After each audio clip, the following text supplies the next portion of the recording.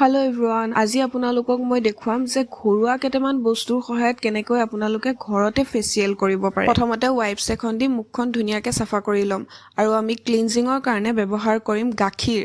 এনেদৰে গাখীৰখিনি লৈ তাত অলপমান কটন তিয়াই থৈ কটনখন দি ধুনীয়াকৈ মুখখনত মাসাজ কৰিম যেতিয়ালৈকে গাখীৰখিনি স্কিনটোত এবজৰ্ব হৈ নলয়। আৰু এতিয়া আমি মাসাজ ক্ৰীমটো বনাবলৈ কাৰণে আমি অলপমান লম বেসন আৰু এলোভেৰা জেল।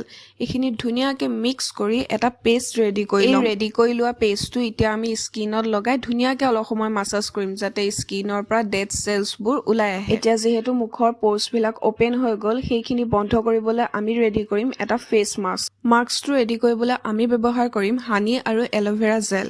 এইখিনি ধুনীয়াকৈ মিহলাই লৈ আমি স্কিনত এপ্লাই কৰি অলমোষ্ট 10 মিনিটছৰ কাৰণে ৱেইট কৰিম। মোৰে হোম ৰেমেডিজ দি বনোৱা ফেচিয়েল ভিডিঅ'টো কেনেকুৱা পালে আপোনালোকে মোক জনাব দেই। Okay, stay tune guys, bye bye.